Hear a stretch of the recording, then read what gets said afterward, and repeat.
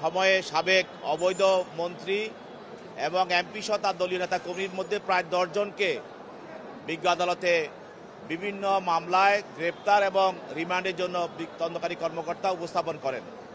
তার মধ্যে সাবেক অবৈধ বাণিজ্য উপদেষ্টা সালমান এফ রহমান এবং পুলিশের আইজিপি আবদুল্লাহ আল মামুন, সাবেক অবৈধ মেয়র আতিকুল ইসলাম, সাবেক অবৈধ আইনমন্ত্রী আনিসুল হক এবং সাবেক ছাত্রলীগ নেতা তনবির আহমেদ সৈকত সহ এবং আসাদুর রহমান কিরণ সহ এবং সাবেক জাতীয় পার্টির এমপি গোলাম কিবরিয়া টিপু এবং অবৈধ বিশিষ্ট ব্যবসায়ী যে হাসিনাকে অর্থ দিয়ে সহায়তা করেছিল দিলীপ কুমার আগরওয়াল, এই 10 জনকে উপস্থাপন করা হয়।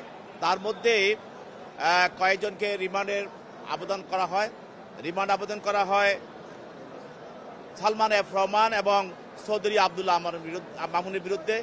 তাদেরকে 3 দিনের রিমান্ড মঞ্জুর করা হয় এবং সাবেক অবৈধ মেয়র আনিসুল হকের বিরুদ্ধে আতিকুল ইসলামের বিরুদ্ধে 4 দিন এবং সাবেক অবৈধ আইনমন্ত্রী আনিসুল হকের বিরুদ্ধে 3 দিন এবং সাবেক ছাত্রলীগের সাধারণ সম্পাদক ঢাকা বিশ্ববিদ্যালয়ের যিনি তানভীর আহমেদ সৈকত তার বিরুদ্ধে 4 দিন এবং গাজীপুর জেলা আওয়ামী লীগের সহসভাপতি আসাদুর রহমান কিরণ তার বিরুদ্ধে 4 দিন রিমান্ড মঞ্জুর করেন। তাদের পক্ষে তার আইনজীবীরা রিমান্ড বাতিলপূর্বক জামিনে প্রার্থনা করেন। বিজ্ঞ আদালত উভয় পক্ষের বক্তব্য শোনার পর তাদেরকে রিমান্ড মঞ্জুর করে তাদের তদন্তকারী কর্মকর্তার হাতে ন্যস্ত করেন অধিকতর জিজ্ঞাসাবাদ করার জন্য। আর অন্যান্য আসামিদেরকে